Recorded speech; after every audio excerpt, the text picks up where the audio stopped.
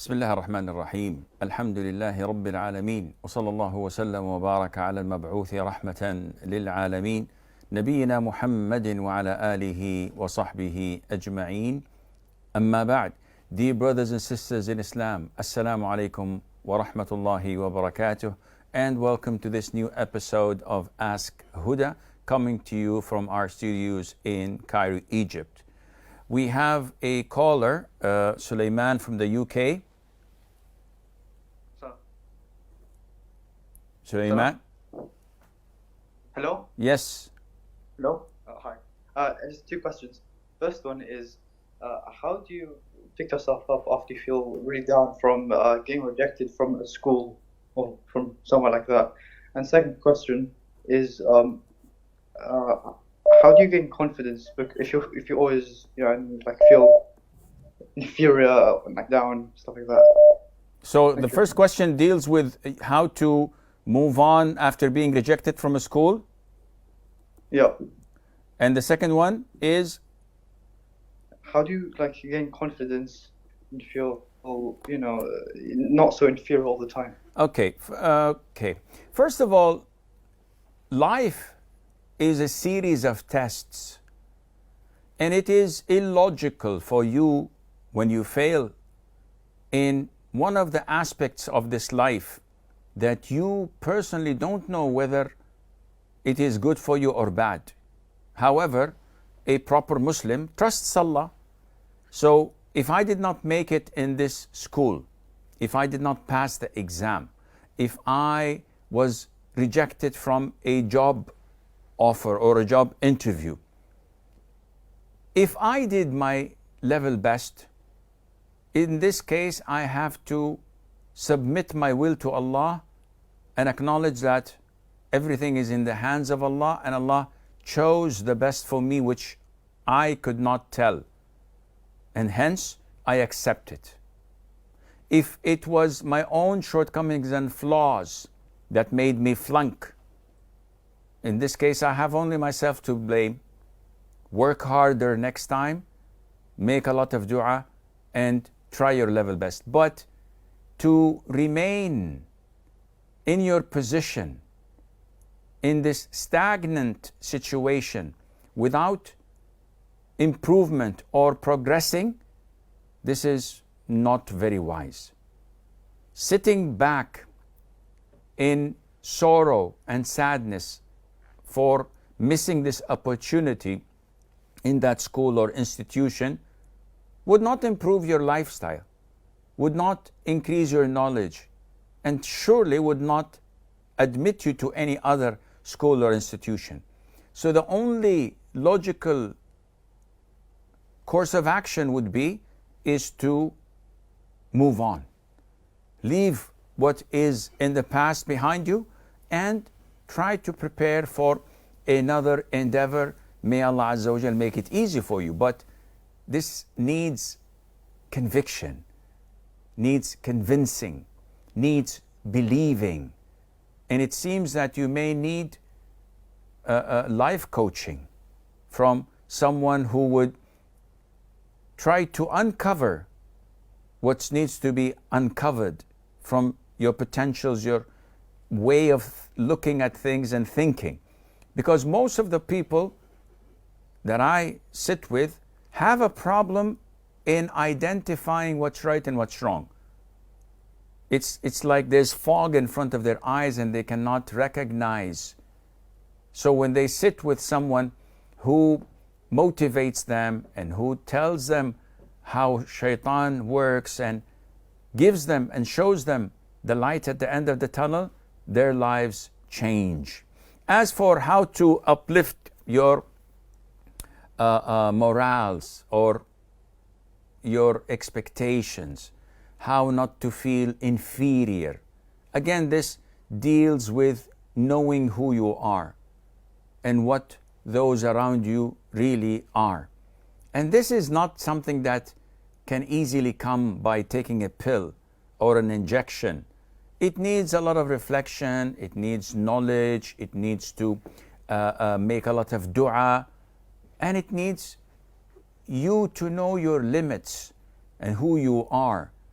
the scholars used to say that sincerity, one of the main characteristics of sincerity, how would I know if I'm sincere or not, is when being criticized does not sadden you or harm you. And being praised does not add any value to you. This is when you're sincere. But when one word brings you down and another takes you up, there is a deficiency in you that you have to rectify, and Allah Azza wa Jal knows best. Abdul from Canada. Assalamu alaikum. Salam wa rahmatullah. I have a question regarding shortening the salah. So I am a geologist, and due to my work, I travel 2 weeks to a camp that is maybe 400 kilometers from where I live. And then I spend 2 weeks there, and then I come back home for 1 week, and then that's how my schedule is. So I was wondering, while I am at camp, do I shorten my salah or do I not shorten my salah? The camp is fixed in one place, or it moves from one place to the other? It would be fixed throughout my contract. Okay, and you would have your own room that you settled in? Yes, I have a room that I share with someone, but I pray in. So far from my last week that I was working, I was praying in my room. Yeah, but I mean, it is your fixed room, room number 205, for example. This is your fixed room. So you go back home for a week or two, you come, you find your room, your clothes, your things. No, when I come back, depending if someone that I switched my rotation with is in the room, I might be in a different room with different roommates. Okay, or alone. I will answer you, inshallah. The rule of thumb is that whenever a person leaves his hometown's border or city limits on a journey, and 400 kilometers is a distance of a journey, then this person is labeled and classified as a traveler. Anyone who calls home, "Hi, where's daddy?" "Oh, daddy's traveling." "Where at?" "Well, he went to this camp, this city, this village, this town, whatever." So you are classified as traveling. You pack your bags and you say the dua of traveling, and you bid your family farewell. Now, the issue is, if a person who is in such a situation reaches his destination, which is 400 kilometers away, and it's a camp in the middle of the desert or in the mountains. In Canada, I don't think you have deserts. So what is the situation? This guy is still a traveler. He hasn't settled down. He hasn't put his P.O. box to be there. And he is commuting until the project or the assignment is over. So he is still labeled as a traveler, and he may shorten his prayers, and he may combine if there is a necessity for that. When is it that shortening prayer ends for him? The most authentic opinion is that he does not shorten once he settles. What do you mean by he settles? If I work in a city, and every couple of weeks I go for the weekend to my wife and kids and my family in my hometown, and then I travel for another 2 weeks or 3, and I have a house there, and I'm settled there, and I work there. Now this, I wouldn't be considered to be traveling. My hometown, I have to pray full prayers, and I cannot combine. But when I go to this new location, location B, which is actually where I work, and I may stay a lot of the month, sometimes more than what I spend in my hometown. In this case, I'm also had settled in that B location, in the second location, which means that I can only shorten when I travel between these 2 cities or 2 locations. Once I reach my workplace, then I have to pray normal. Why? because now I'm settled. I have my house, I know the times of prayers, I go to work, I sleep, I nap, it's like my home.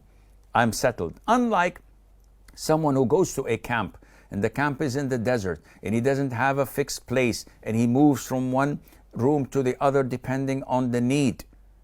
And he knows that this is a project that will soon end, and then he will be relocated somewhere else. That would be a traveler, and Allah Azza wa Jal knows best. Muhammad from the Philippines. Alaikum salam wa rahmatullah. Hi, Sheikh. I'm doing well, Muhammad. What can I do for you? I have two questions, Sheikh. Yes, sir.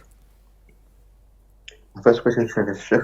Sometimes after I urinate, when I am about to do my istinja, sometimes I accidentally put water on the floor, so this causes the urine on the floor reflect on my body. So what should I do in this case, Sheikh? Because I don't know what to do. Should I do a full shower? When you urinate and you do istinja, what happens? I accidentally poured water on the floor, Sheikh, so the urine reflects on my body, Sheikh. You pour water on?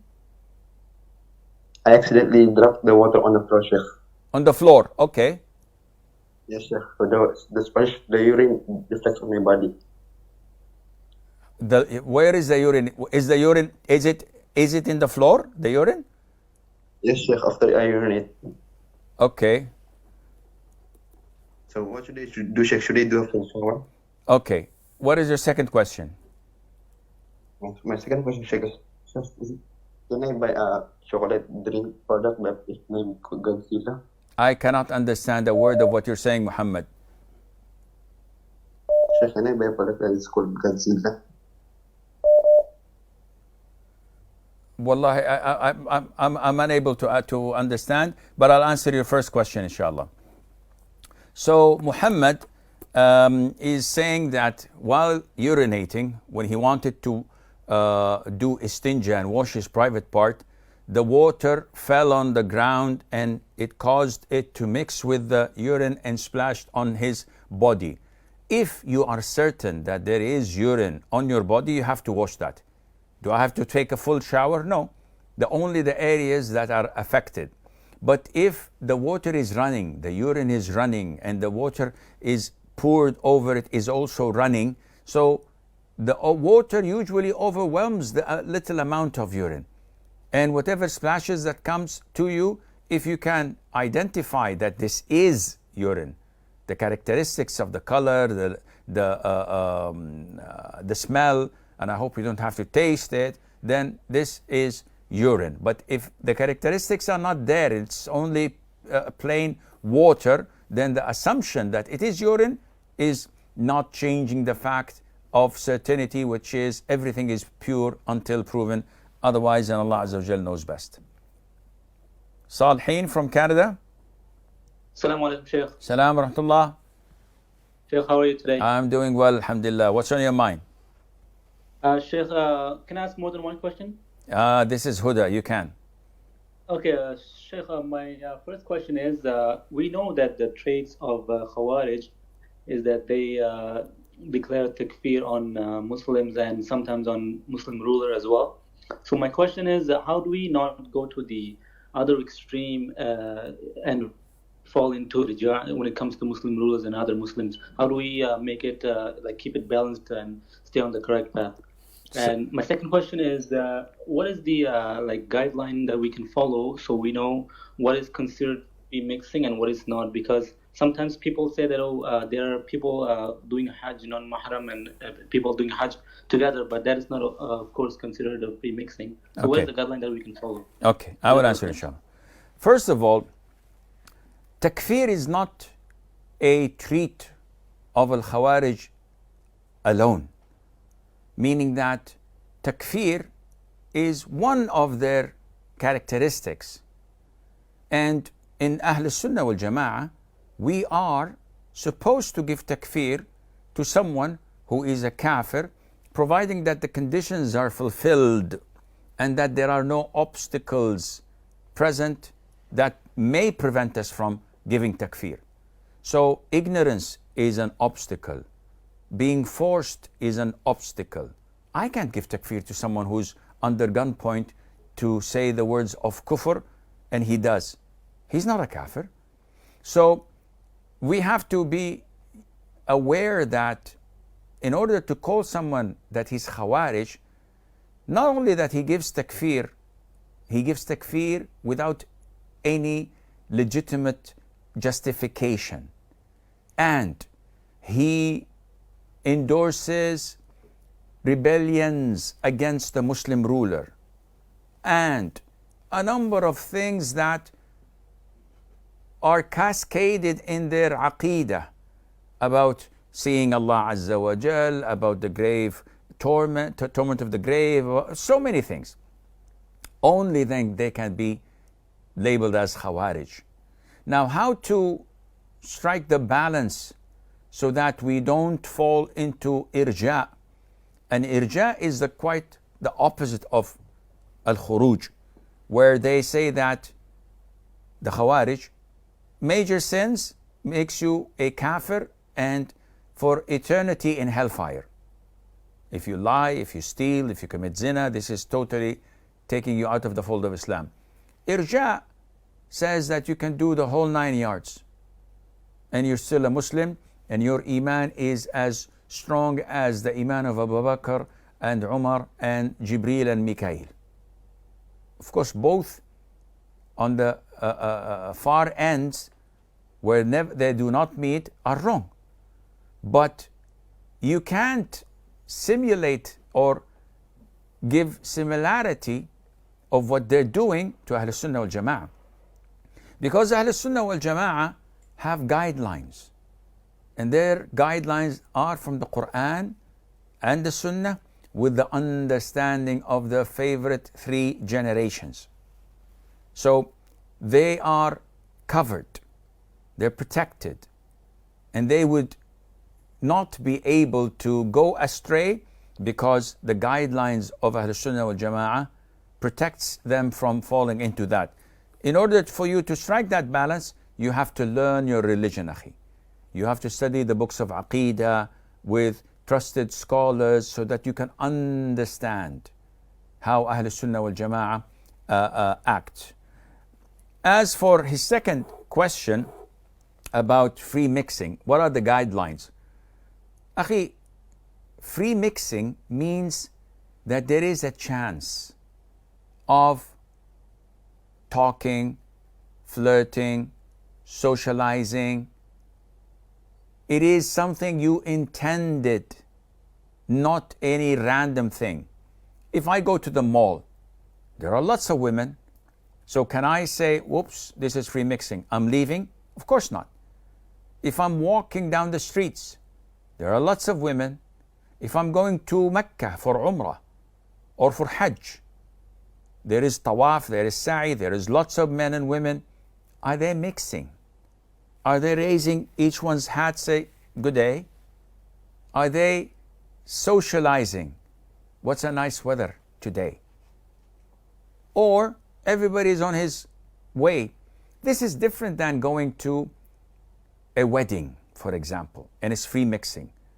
And women are dressed in their best, men are dressed in their best. And they look at each other and maybe offer one another a drink, and you know the rest of the story. This is different than working in an office 8 hours with a colleague from the opposite gender, and we know what happens then. It's different from a school, it's different. This is free mixing that is not promoted, and Allah Azza wa Jal knows best. Mehwash from the US. Assalamu alaikum, Shaykh. Salamullah. I have 2 questions, please. Yes. First question, if a woman deliberately brings sexual thoughts in her mind and as a result emits something, does this break her fast, and is she sinful for this? Okay. Second question, how do we deal with people who force us, relatives who force us to expose our good deeds? Like, do we lie to them? Like, if we have relatives who mock us or insult us, like, why do you want to sleep early? And we obviously want to do that to pray tahajjud. how do we lie to them? Like, how do we deal with them? Okay. Jazakumullahu khairan. Wa jazakum. As for the first question, a man or a woman who fantasize sexual thoughts. Now, scholars have differed. Schools of thought said that he's sinful all the way because he's bringing these thoughts to himself. Other school of thought said, no, we have the principle which is mentioned by the Prophet ﷺ, that Allah has forgiven, has pardoned my ummah for my sake, for whatever intrusive thoughts that they have, as long as they do not talk about it or act upon it. This means that if a person is sitting and he fantasizes, or he thinks of his boss and he says, I wish I can smack him in the face and beat the heck out of him.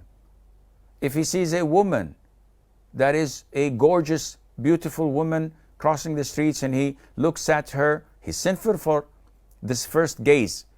But if thoughts go into his mind and he doesn't talk about it and he doesn't act upon it, he's not sinful for such thoughts, because the Prophet had told us ﷺ that Allah has pardoned our ummah for his sake. Now, the question is, what if this person, man or woman, had discharge? We know that there are different types of discharge that come out of a person's private parts. So for a woman, it's either vaginal discharges, which are 24/7 continuous coming, and the most authentic opinion is that this is pure and does not nullify wudu. It takes the same ruling as sweat. It just comes out. There is what is known as urine, and urine breaks your wudu and it's najis. There is also what is known as madhi, prostatic fluid, and this comes whenever someone is in situations of intimacy, flirting, or thinking about sexual thoughts. This madhi or prostatic fluid is emitted. This breaks wudu and it is najis. The other type of discharge is what is known as semen, mani. And this is recognized by coming out in a gushing fashion, not stealthily, not slowly, but it comes out in a gushing fashion, accompanied with a feeling of sensation and lust. And this obligates upon the person who ejaculated it to perform a major ritual ghusl, to uplift his major ritual impurity, known as ghusl. And he would be in the state of janaba until he performs that ghusl. So this depends on what type of discharge a woman gets. But to answer the first question, or the first part of the question, these thoughts, intrusive thoughts, are not sinful. Are they recommended, Sheikh? No, of course not. It's best for you to stop it, because Satan may utilize them not in the near future, but later on, when he starts building scenarios in your head. If I did this, if he did this, if she did that, and then it would make one's evil soul look up to it and say, when would that happen? So this is definitely not a good thing to do. Her second question was, what if our relatives force us? And the word force, you have to quote unquote put two lines under it, make it bold and flashy. How would someone force you? Under gunpoint? No, Sheikh, they're my relatives. They will bring a knife? No, Sheikh. They will threaten you to beat you up? No, Sheikh, but they embarrass us. They say, no, you tell us. This is not forcing.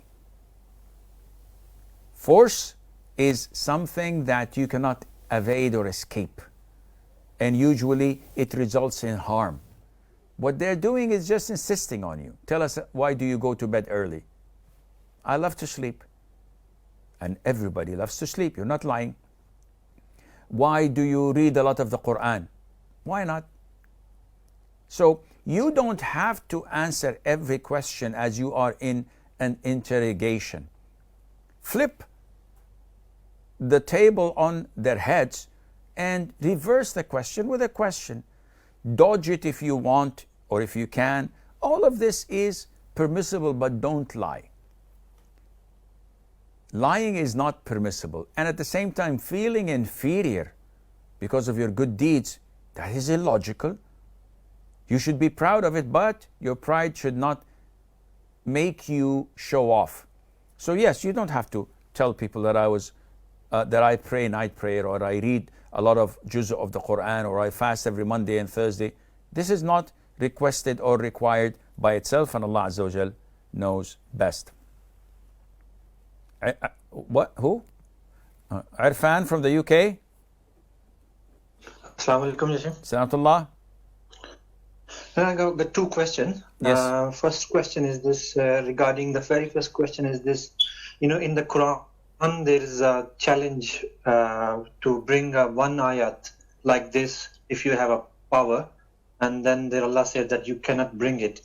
For me, I'm unable to understand this challenge. When I read the translation, why is it so difficult for a human being, a jinn, not to bring an ayat like this? That's my first question. And the second question is, has anybody, Irfan Bhai, has anybody succeeded in bringing such an ayah? No, not at all. Not at all. But you are right. But when I read the translation in Urdu, and I say, hang on a second, this is just a normal wording like Allah is Ghafurur Rahim. Why can't I say that in Arabic? And in Arabic, you have to bring something that is miraculous as Inna Allah Ghafurur Rahim, as a full ayah. And this is part of an ayah. Anyhow, let me take your second question. Yes. Second question is that there's a very, very famous scholar. Without giving names. In the US. No, I'm not giving a name, no. Okay. In the USA, who said that most of the major scholars actually have misunderstood the hadith, where the Prophet ﷺ suggested that giving interest is haram. It's when you dig into a deep, then it means the person who facilitates interest. Like example, if you need a loan and I am the facilitator between you and the bank, it's haram for me, but not haram for you to give interest because you need money to do something. You are innocent. Is that, could you please explain that if it is true or not? Okay, I will inshallah. Inshallah. مش فاهم. Okay.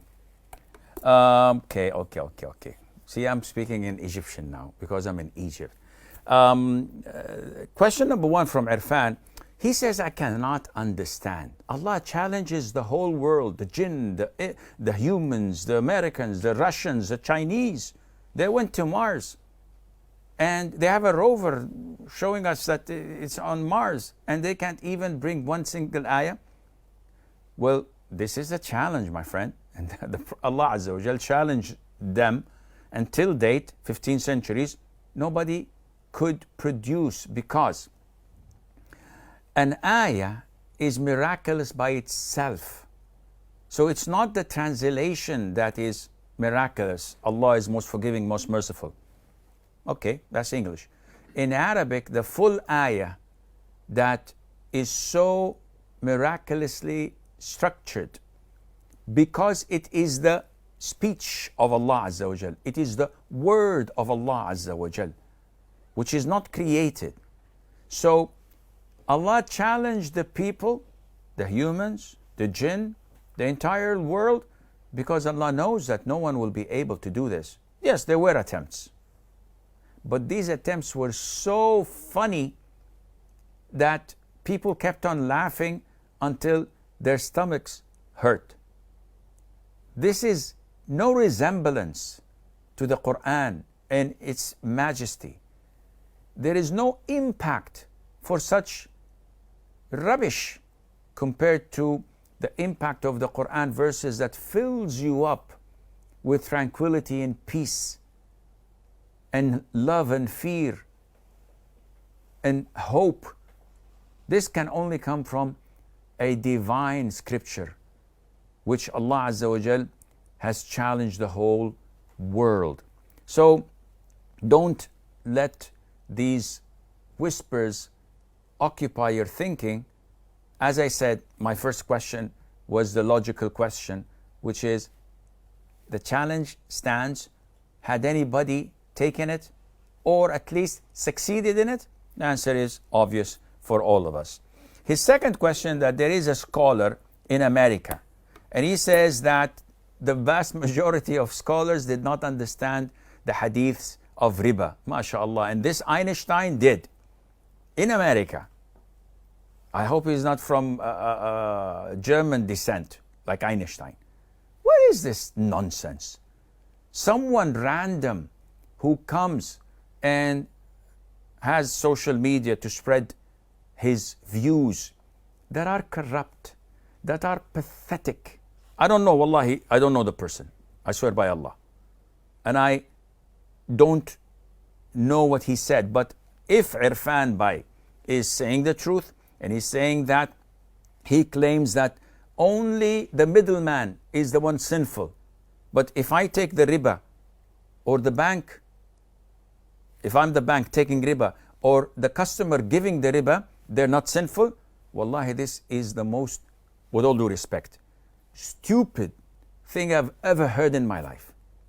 The hadith is crystal clear in the Sahih. Allah has cursed the one who consumes riba, the bank or financial institution, and the one who gives it and feeds it, the customer, and the two witnesses, and the accountant who registers it. They are all in the same amount of curse, exactly the same. No one is more than the other. Even the witnesses who are not charging anything, they're cursed like the one who's giving and taking. This is in the Sahih. And this imbecile, if Irfan is quoting him correctly, says that no one is sinful except the middleman. This is total rubbish, as they say in the UK. We have a short break. Stay tuned, and inshallah, we'll be right back.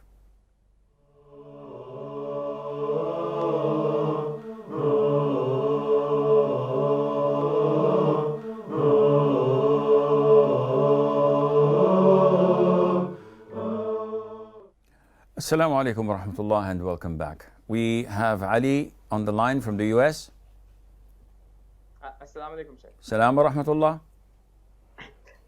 So my question is related to the parents, duty to the parents. And in Islam, it's very important that you're supposed to take care of your parents when they're older, and how critical it is. Like, literally, you can do everything right, but if you don't take care of your parents, you can end up in hell.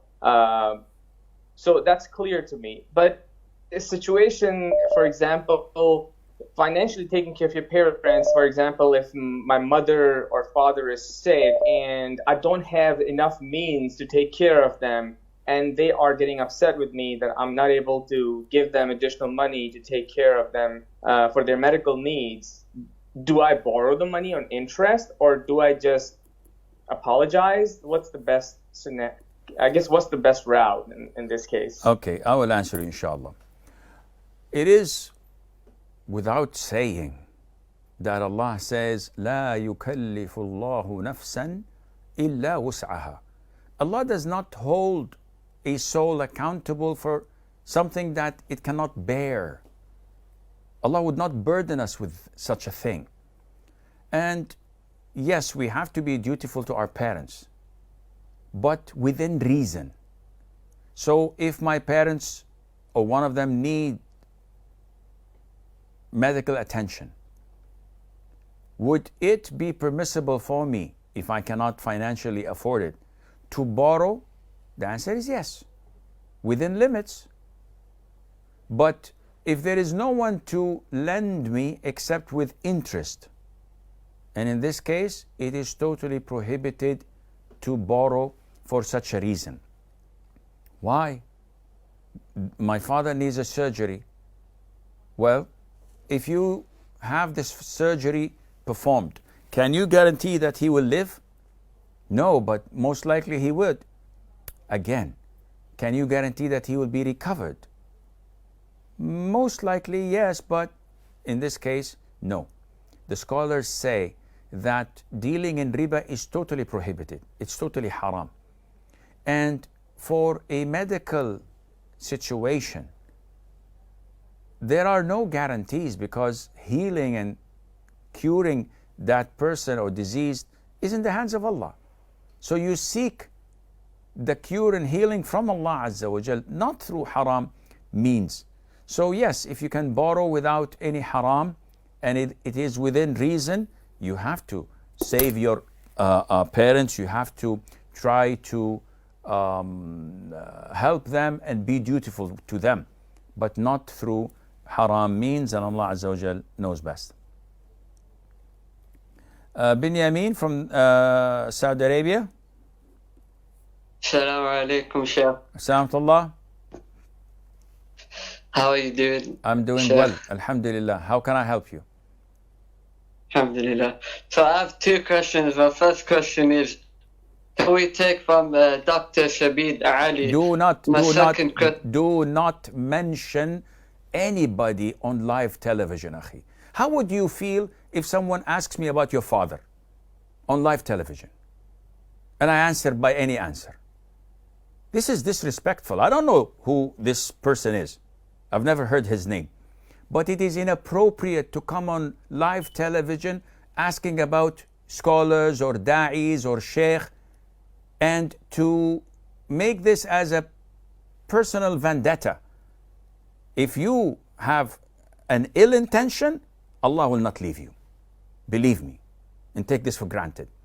And if you're sincerely asking to learn, you can do that privately, akhi, not on public platforms or social media, because this is tarnishing the person's name. Yes, if this person is a well-known, deviant innovator, he's exposed, by the way. You don't need me to say anything about him. Everybody knows that about him. So there is no need to mention the names. Your second question. Okay. My second question is about the hadith about music. Is the hadith weak? Because the narrator in the hadith is Hisham bin Ammar, and Imam Ahmed said he was reckless. First of all, the hadith that mentions the prohibition of musical instruments is narrated by Imam al-Bukhari, Muhammad ibn Ismail, which to the vast majority of Muslims is the most authentic book or collection of a hadith after the Quran. And the hadith mentioned there was the Prophet saying, alayhi salatu wasalam, that there will be a group of my ummah that will come at the end of time who will make haram things lawful. And he mentioned fornication, intoxication, consuming intoxicants, wearing of silk, and musical instruments. And this hadith was also reported in Sunan Abi Dawood with a connected chain of narrators with all great narrators. So hearing statements randomly, such as what you've quoted about Imam Ahmed. Did you hear that from Imam Ahmed yourself? No. You've heard it from someone. Did you read it in the source itself? No. I read it in a book that was commenting on the prohibition of music and that music is not haram. So, as Muhammad ibn Sirin said, this knowledge is religion. So look who you take your religion from.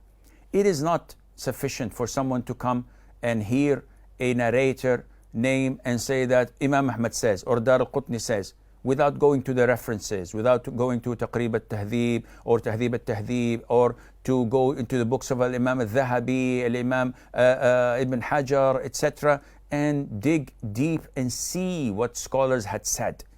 Just taking a random quote from an Imam, which I don't know whether it is authentic to the Imam or it was fabricated throughout the chain of narrators. We have to look into that.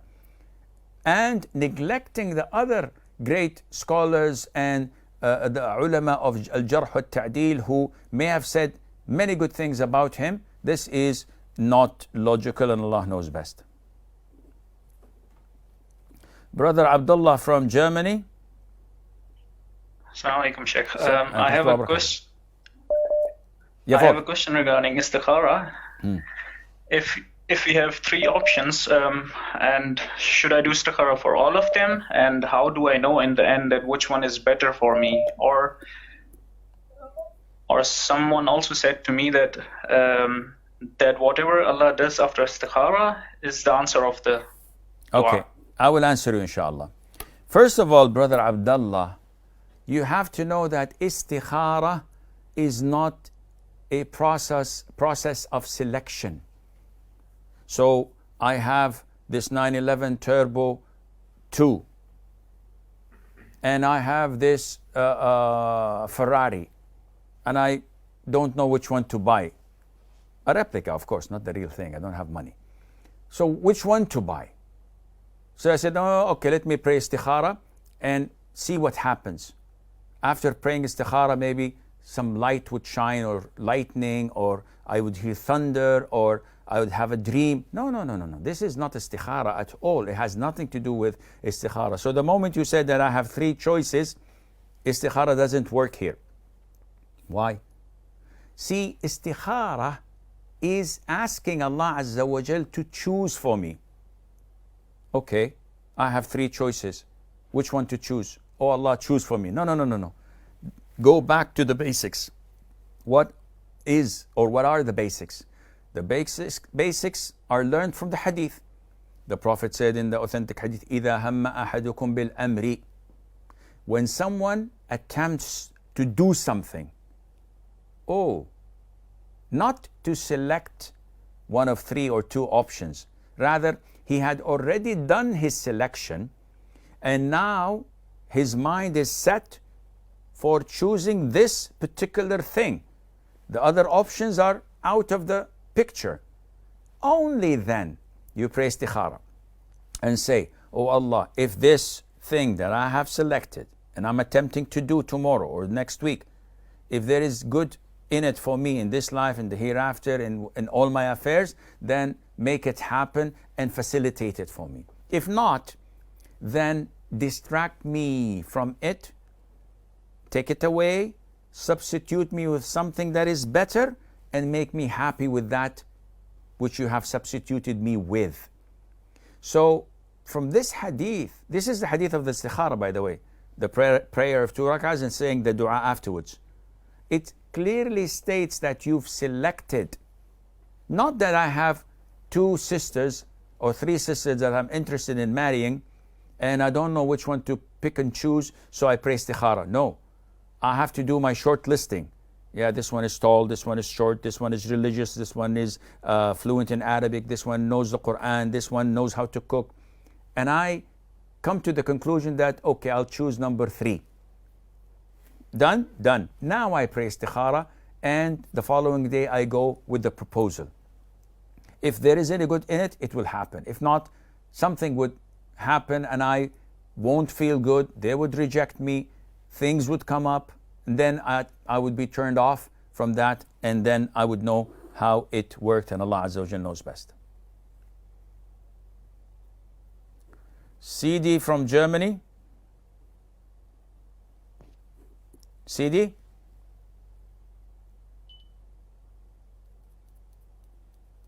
Hello? Yes. CD? Assalamu alaikum, Sheikh. Alaikum How salam. are you? I'm doing well, alhamdulillah. Sheikh, what's on storing and selling products that are itself 100% halal, but are packaged in a packing that contains haram images, for example, women that are not covering, and drawings of living creatures, and etc.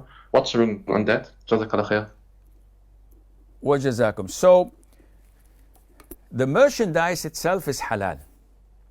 Now, selling it when wrapped in paper that has images of women, is it halal or haram? This is one of the contemporary issues that require a lot of contemplation. Unfortunately, the vast majority of products have such images. So if I have a supermarket or a grocery shop, I cannot go and put a sticker on every item of shampoo that I'm selling because it has the face and the hair of a woman. And this is not practical at all. And at the same time, it is not practical to tell the people, close your shops. You can't sell such items. So generally speaking, if one is forced to do that, such as supermarket owners or pharmacies, and they have no control over it, I pray and I hope it's okay. But if you are the importer, the one who's importing it, and you have a selection of different items that you can import, and you can require or demand not to have such images, I believe, and this is my own opinion, don't sue me for that, I believe that there is nothing more worthy of as-salama, and to be far away from anything that is dubious. You're the importer, you're the merchant who can put an end to that. I'll leave you all fi amanillah. Wassalamu alaikum wa rahmatullahi wa barakatuh. Is my heart's speech. Your mercy is what I beseech. Keep in my heart your remembrance, and in your deen allow me to advance. Help me in my quest. Permit me to pass the ultimate test. Help me in my quest. Permit me to pass the ultimate test. Allah is my heart's speech. Your mercy is what I beseech. Keep in my heart your remembrance, and in your deen allow me to advance.